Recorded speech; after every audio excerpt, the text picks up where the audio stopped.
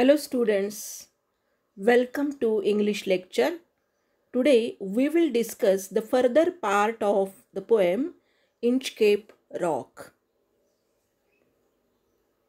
Now we have discussed so far up to 6 stanza in the previous lecture, and we have seen that Abbot of Aberbrothock he placed that bell to save the lives of the sailors.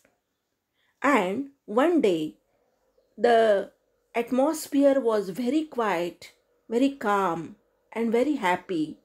And in such atmosphere, Sir Ralph the Rover, the pirate, he was sailing his boat. And that time, what did he feel? That is the stanza about, that is 7th stanza. He felt the cheering power of spring. It made him whistle. It made him sing. His heart was mirthful to excess, but the rover's mirth was wickedness. So, Sir Ralph the Rover was a pirate. He was a very wicked person. Wicked means here very bad person. And he felt the cheering power of spring. So, when he looked at the boy, that spot in the ocean, that time he felt the cheering power of spring, as if everywhere there was spring season. He felt so. जणू काही सगळीकडे वसंत ऋतू आलेला आहे असं त्याला वाटलं. Spring season म्हणजे वसंत ऋतू. It made him whistle. He wanted to whistle. शिट्टी वाजवावी वाटत होती त्याला. It made him sing. He was so happy that he wanted to sing. His heart was mirthful to excess. Mirthful means very happy. So his heart was very happy to excess, means beyond the limit. But the rover's mirth was wickedness. But his mirth, his happiness was wickedness. It was full of bad purpose. त्याचा जो आनंद होता तो आनंद वाईट आनंद होता, wicked होता, म्हणजे विकृत होता. त्याच्यामध्ये काहीतरी वाईट दडलेलं होतं. सो आत्तापर्यंत आपण पाहिलं की ॲबट ऑफ ॲबरब्रोथॉक यांनी ती जी इंचकेप बेल आहे ती त्या इंचकेप रॉकजवळ प्लेस केली होती, इन्स्टॉल केली होती की जेणेकरून खलाशांचा जीव वाचेल. सर राल्फ द रोव्हर ज्या दिवशी सगळीकडे ॲटमॉस्फिअर अतिशय शांत आणि आनंदी होतं, अशा वातावरणामध्ये त्याने तो लांबून तो जो स्पॉट आहे इंचकेप बेलचा तो पाहिला आणि त्याचं मन आनंदाने भरून आलं. पण हा आनंद जो होता तो मात्र दुष्ट आनंद होता. त्याच्या मनामध्ये काहीतरी दुष्ट विचार सुरू होते. So in this stanza sir Ralph whistles and sings as the thought of spring cheered him up. त्याचं वर्णन असं केलंय की जणू काही वसंत ऋतू आल्याप्रमाणे तो अतिशय आनंदात होता. त्याला शीळ वाजू वाटत होती, शिट्टी वाजू वाटत होती, त्याला गावंसं वाटत होतं. However his joy comes from wickedness. पण हा जो आनंद होता तो विकृत आनंद होता. त्याच्यामध्ये काहीतरी वाईट हेतू दडलेला होता. Now 8th stanza. His eye was on the Inchcape float. तो जो फ्लोटिंग ऑब्जेक्ट आहे बॉय त्याच्यावर त्याचा डोळा होता. So he was looking at that Inchcape float. कोथ ही. कोथ मीन्स सेड ही. कोथ हे पूर्वीचा शब्द आहे. It is Old English. Quoth he said, my men put out the boat and row me to the Inchcape Rock. So he asked his men to put out the boat and row him. Row म्हणजे ship sail करणं, boat हाकारणं. Row me to the Inchcape Rock and I will plague the abbot of Aberbrothock. To plague means I will cause trouble to the abbot of ॲबरब्रोथॉक. मला त्या Inchcape रॉकजवळ नेऊन घ्या आणि मी त्या ॲबट of ॲबरब्रोथॉकला त्रास देणार आहे. I will cause some trouble for that abbot of Aberbrothock. जेणेकरून त्याला त्रास होईल असं मी काहीतरी करणार आहे. कुणाला? ॲबट ऑफ ॲबरब्रोथॉकला. So his eye was on the Inchcape float, means he was looking constantly at that Inchcape float, at that boy.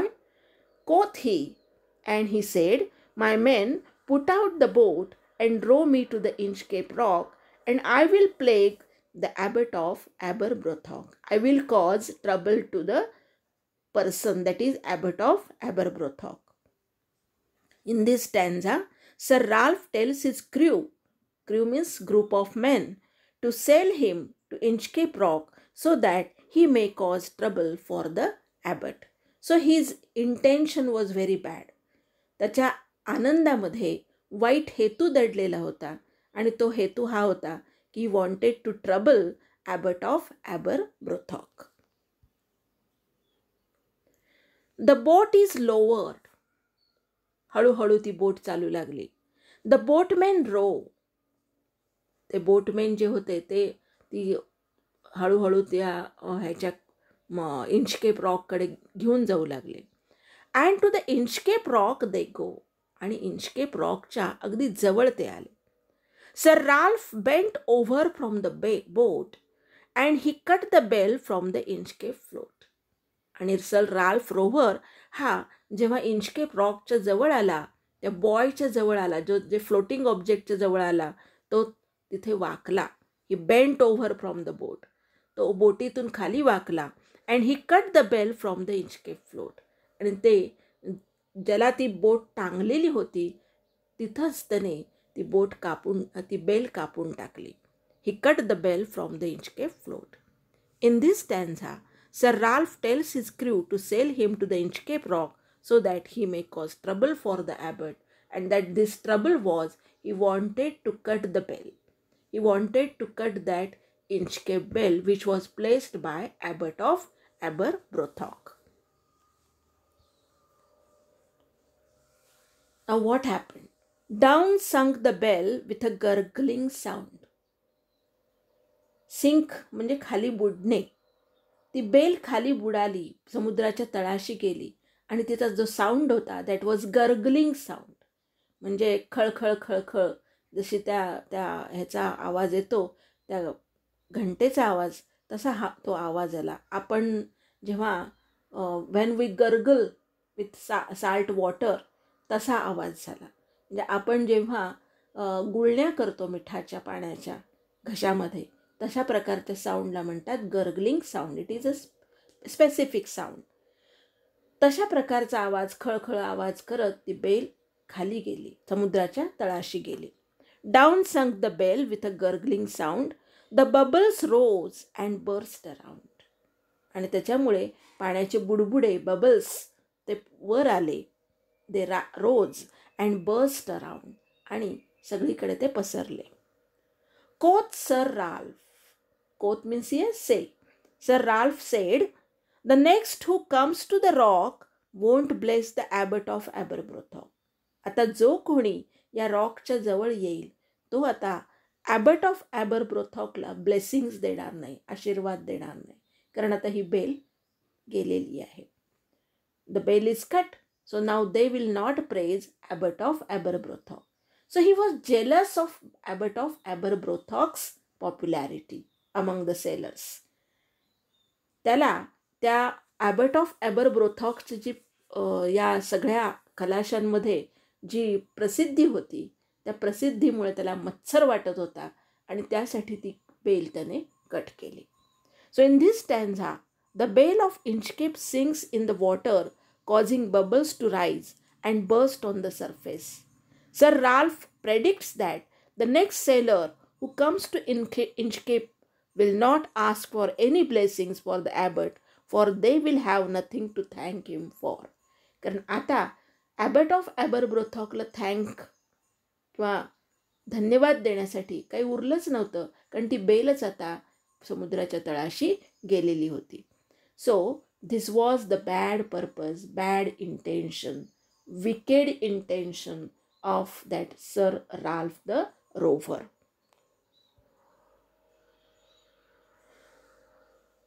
Sir Ralph the Rover sailed away. Sailed away means then तो बोट हाकारत दूर गेला. He scoured the seas for many a day. Scour means here searching or going fast. He scoured the seas for many a day. खूप दिवस तो संचार करत राहिला समुद्रामध्ये. And now grown rich with plundered store. Plundered means here looted store. आणि तो श्रीमंत झाला. जो लूटमार त्यांनी केली त्या धनामुळे. स्टोअर म्हणजे हिअर स्टोअर ऑफ वेल्थ. त्यामुळे तो श्रीमंत झाला. And now grown rich with plundered store he steers his course for Scotland shore. Now he was steering his course म्हणजे त्याचा तो आता मार्गक्रमण करत होता स्कॉटलंडकडे, जे त्याचं स्वतःचं ठिकाण आहे. त्या स्कॉटलंडकडे तो आता यायला लागला. In this stanza, Sir Ralph sails away from Inchcape, does his job, a pirate, for quite some time, and then with his loot, he proceeds again towards Scotland. So, in this way, we can see that now Sir Ralph the Rover was a very rich person, and this wealth he stored, that was because of loot. He was looting other persons, he was plundering other persons, and now he has grown rich, and now he wanted to come to Scotland. So he was on the way of his native place. Native place means here his original place, that was Scotland.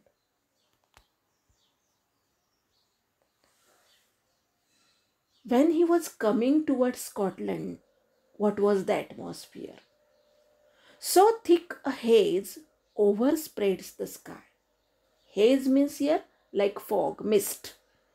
सगळीकडे अंधारून आलंय. Mist म्हणजे धुकं साठल्यासारखं झालंय. So thick a haze overspreads the sky. They cannot see the sun on high. आणि त्यामुळे सूर्य झाकोळून गेलेला आहे. They could not see the sun in the sky. The wind hath blown a gale all day. Wind म्हणजे वारा इतक्या जोराने व्हायला होता. Blown a gale means here the wind was blowing with speed. So the wind had blown a gale all day. गेल म्हणजे speed, speedy wind, ज्याला आपण अतिशय सोसाट्याचा वारा म्हणतो, that is. So the wind had blown a gale all day. At evening it had died away. आणि आता संध्याकाळच्या वेळेला मात्र तो वारा शांत झाला होता आणि सगळीकडे नुसतं धुकंच धुकं साठलेलं होतं. In this stanza there is a thick haze. Haze म्हणजे धुकं किंवा सगळीकडे एक प्रकारे एक वातावरण एकदम अस्पष्ट झालं होतं. All over the sky and the sun has become invisible. So we could not see the sun. While there had been a strong wind blowing previously, it was all but gone by the evening. So by the evening, the atmosphere was quiet because the wind was not blowing. But previously, the wind was blowing very speedily, and that's why there was a thick haze in the atmosphere. So that was the trouble for the sailors who were coming to the Scotland. आणि स्कॉटलंडला येणाऱ्या ह्या प्रवाशांना हे atmosphere, हे वातावरण तसं serious होतं, troublesome होतं, ज्याला काय म्हणतो आपण हार्मफुल होतं. त्यामुळे ते काळजीत होते. And in that boat sir Ralph Rover was sailing towards Scotland. So नाव we are at the end of the story. In the next lecture, we will see the end of the story and we will discuss some other aspects of the poem. Thank you very much. I hope you might have understood the middle part of the story now. You might have also understood the beginning of the story, and now in the next lecture we will discuss the end of the story, end of the poem, and we will see what message it conveys to us. Thank you very much.